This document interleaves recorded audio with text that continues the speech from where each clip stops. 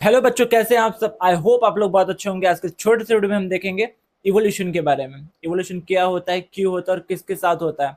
इस छोटे से वीडियो में हम सब कुछ करेंगे। बहुत ही सिंपलेस्ट वे में मैं एक्सप्लेन करने की कोशिश करूंगा। एंड तक जरूर बनेगा, ठीक है। चलिए स्टार्ट करते हैं। वीडियो स्टार्ट करने से पहले एक छोटे से एग्जाम्पल से हम वीडियो को स्टार्ट करते हैं। आप अपना जो भी आप जो भी एज के होंगे, आप 14 साल, 13 साल, 12 साल, जो भी एज के होंगे, आप अपना आज आज के डेट से आप 5 से 6 साल पुराना फोटोज आप देखिएगा। 10 साल जब आप पैदा हुए थे तब से लेकर आप 14 साल के हो गए, 15 साल के हो गए, 16 साल के हो गए, हर साल की एक फोटोज देखिएगा तो आपको एक चेंजेस नजर आएगा, एक बदलाव नजर आएगा। हर साल आपका कुछ ना कुछ एक पार्ट, बॉडी का पार्ट जो ऐसे चेंज होता, आपकी हाइट बढ़ती होगी, आपके मुंह का रंग बदलता होगा, ठीक है। तो इसे हम क्या कहते हैं, इसे हम चेंजेस कहते हैं। आपके बॉडी में जो भी चेंजेस आता है वो किसके वेरिएशन के जरिए आता है, आपके जीन्स के जरिए आता है, आपके हार्मोन्स के जरिए आता है। तो आपके बॉडी के अंदर चेंजेस आ रहा है। तो सिंपलेस्ट वे में हम बोलना चाहेंगे तो इवोल्यूशन जो होता है वो एकदम आसान शब्दों में अगर हम कहेंगे तो उसे हम कहेंगे चेंजेस, बदलना, ठीक है। इवोल्यूशन को एकदम आसान शब्दों में अगर हम कहेंगे तो चेंजेस यानी बदलाव, ठीक है। कोई चीजों का बदलना उसे हम इवोल्यूशन कहेंगे, ठीक है। डेफिनेशन हम स्टार्ट करते हैं। Evolution refers to gradual changes. कौन सा? Gradual changes in living organism. Highlight करना है इसको, ठीक है। Evolution refers to gradual changes in living organism over generation for development of new species. First point बहुत ही इंपॉर्टेंट पॉइंट है। Evolution refers to gradual changes in किसके अंदर? लिविंग ऑर्गेनिज्म के अंदर, over generation for development of new species, ठीक है। एक समझिएगा, आप अपने पेरेंट्स से आप जीन पाते हैं X Y chromosomes, X X chromosomes. आपने प्रीवियस लेक्चर्स में आपने पढ़ा होगा। आप अपने मम्मी या अपने पापा के एकदम डिक्टो जेरोक्स कॉपी नहीं होते हैं। आप अपने पापा की तरह एकदम डिक्टो दिखते हैं क्या? नहीं दिखते। आप अपने मम्मी की तरह डिक्टो दिखते हैं क्या? नहीं दिखते हैं। कोई चेंजेस, कुछ ऐसे पार्ट्स होंगे जो आपके पापा की तरह होंगे। नाक आपके पापा की तरह होंगे, चेहरा आपके पापा की तरह होंगे, कान आपकी मम्मी की तरह होंगी। तो ऐसे कुछ चीजें होती है, कुछ चीजें जो आपके पेरेंट्स से आपको मिलता है। पूरा डिक्टो कॉपी नहीं कोई भी होता, तो उसे हम कहते हैं वेरिएशन कहते हैं। उसके क्या कहते हैं? वेरिएशन कहते हैं। एक न्यू स्पीशीज जो बनता है, ठीक है। चलिए, तो फर्स्ट पॉइंट क्या हो गया? Evolution refers to gradual changes in living organism over generation for development of new species. First point बहुत ही इंपॉर्टेंट पॉइंट है, नोट करिएगा, ठीक है। चलिए आ जाइए सेकेंड पॉइंट पे। Its explain how life change over millions of year. Main काम क्या इवोल्यूशन का? इवोल्यूशन का क्या क्या बताना चाहता है इवोल्यूशन?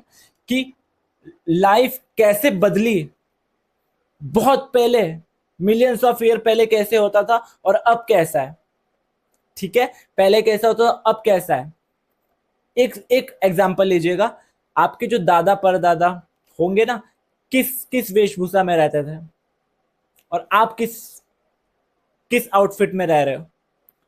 आपके दादा परदादा धोती कुर्ता में रहते होंगे, ठीक है, लेकिन आप एज अ जेंटलमैन जैकेट्स पहन रहे हो, तो उसे भी तो हम इवोल्यूशन कह सकते हैं ना। तो मेन मेन क्या हो गया? It's explain how life change over millions of year. पहले कैसी लाइफ थी और अब कैसी लाइफ है, उसे हम इवोल्यूशन कहेंगे, ठीक है। समझ में आया?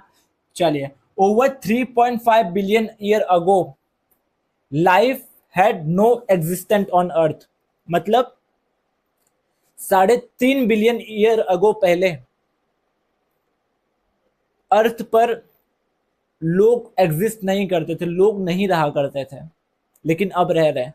अब तो हम चांद पे भी जा रहे हैं, तो उसे भी तो एक समय आने पे जब चांद पे लोग रहने चले जाएंगे तो उसे भी तो इवोल्यूशन कहेंगे, ठीक है। तो जो भी चीजें बदलाव, चेंजेस होती है उसे हम क्या कहेंगे? इवोल्यूशन कहेंगे, ठीक है। समझा इतना पॉइंट? ठीक है। अब आ जाइए ह्यूमन का इवोल्यूशन कैसे हुआ। ह्यूमन का इवोल्यूशन कैसे हुआ? पहले आपने बहुत लोगों के मुझसे पहले के पहले बहुत ये बहुत साल पहले सब बंदर जैसा हुआ करते थे। इस फोटो में आप देखिएगा तो सबसे पहला जो होता था अपना वो होता था अर्ली प्रीमेट्स, बंदर जैसा। Second first hominins, third australopithecus, fourth early homo species, fifth archaic humans, और फिर सिक्स आ जाते हैं हमारे मॉडर्न ह्यूमन पर। Coat tie suit mobile phone digital watches पहनने वाले हम मॉडर्न ह्यूमंस। तो ये हो गए हमारे ह्यूमन के इवोल्यूशन। ठीक है, समझ में आया ह्यूमन इवोल्यूशन, कैसे हम अपने आप को बदलते गए, कैसे हम अपने आप को चेंज करते गए, और आज भी हम चेंजेस करते जा रहे हैं। पहले लोग छोटे छोटे पूरे बॉडी को ढका करते थे, आज लोग ऐसे नहीं करते। आज बहुत छोटे छोटे कपड़ा पहनने लगे, तरह तरह के मतलब कपड़े के भी फैशन आ गए। तो डेली दिन पर दिन इवोल्यूशन होते जा रहा है, अपने देश में इवोल्यूशन, अपने दुनिया में इवोल्यूशन होते जा रहा है, बढ़ते जा रहा है। ठीक है, समझ में आया? ठीक है, अब आ जाइए एविडेंस दैट सपोर्ट इवोल्यूशन। मतलब ऐसा क्या सबूत था जो इवोल्यूशन को, क्या ऐसा क्या था जो प्रूफ करता है इवोल्यूशन एक्चुअली में है। ठीक है, सबसे पहले हो गया मॉर्फोलॉजिकल एविडेंस। सबसे पहला क्या हो गया? Morphological evidence. सेकेंड हो गया एनाटॉमिकल एविडेंस। थर्ड हो गया वेस्टिजियल एविडेंस, एंड फोर्थ हो गया पैलेंटोलॉजिकल एविडेंस। मॉर्फोलॉजिकल में क्या आ जाएगा? Shape and structure. Shape and structure, आप एक डॉग का, एक रैबिट का, कोई कुछ जानवर ऐसे हैं जिनका आंख कान नाक मुंह सब सेम है, लेकिन जो स्ट्रक्चर बॉडी का स्ट्रक्चर है वो डिफरेंट है। तो ये किसने प्रूफ किया? इवोल्यूशन ने प्रूफ किया। ठीक है, फर्स्ट हो गया अपना मॉर्फोलॉजिकल एविडेंस, सेकंड हो गया एनाटॉमिकल एविडेंस, थर्ड हो गया वेस्टिजियल एविडेंस, एंड फोर्थ हो गया पैलेंटोलॉजिकल एविडेंस, जिसमें हो गया ये फॉसिल्स। फॉसिल्स कहाँ पाए जाते हैं? फॉर अर्थक्वेक,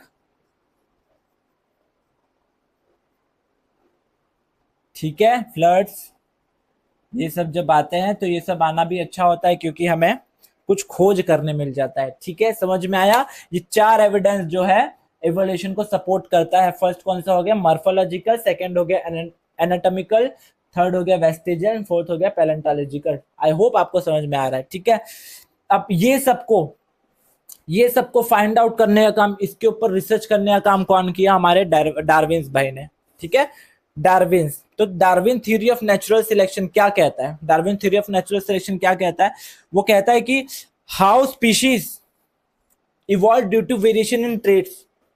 जैसा कि मैंने आपको बताया, जब एक ऑफस्प्रिंग होता है, आई होप आपको ऑफस्प्रिंग बताने की जरूरत नहीं पड़ेगी, एक ऑफस्प्रिंग होता है तो डिक्टो एज इट इज ऑफस्प्रिंग नहीं होता है। आप अपने पापा या अपने मम्मी की एज अ डिक्टो कॉपी नहीं है आप। कुछ पार्ट्स होंगे, कुछ अंग ऐसे होंगे जो सिर्फ वही पार्ट्स आपके पापा या आपके मम्मी से मिलते होंगे। ठीक है, तो Darwin's theory of natural selection क्या बोलता है? How species evolve due to variation in traits. ठीक है, उसका मेन की प्रिंसिपल्स क्या है? वेरिएशन। पहला टॉपिक क्या है उसका? वेरिएशन। सेकंड क्या हो गया? हेरेडिटी, और थर्ड क्या हुआ? Gradual changes.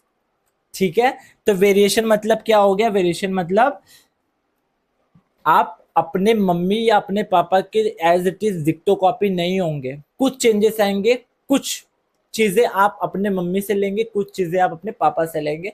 X chromosome, Y chromosome, X X chromosome, previous lecture में मैंने आपको पढ़ाया था। ठीक है, और सेकंड हो गया हेरेडिटी, ये भी मैंने प्रीवियस लेक्चर में पढ़ाया था, आप जाके वहां से देख लीजिएगा। ग्रेजुअल चेंजेस, उम्र के साथ बढ़ते बढ़ते आपके अंदर चेंजेस आएंगे।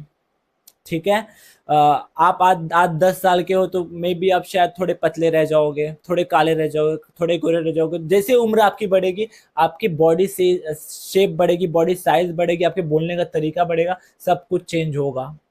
ठीक है, आई होप आपको ये वीडियो बहुत ही अच्छे से समझ में आया होगा। एक बार एक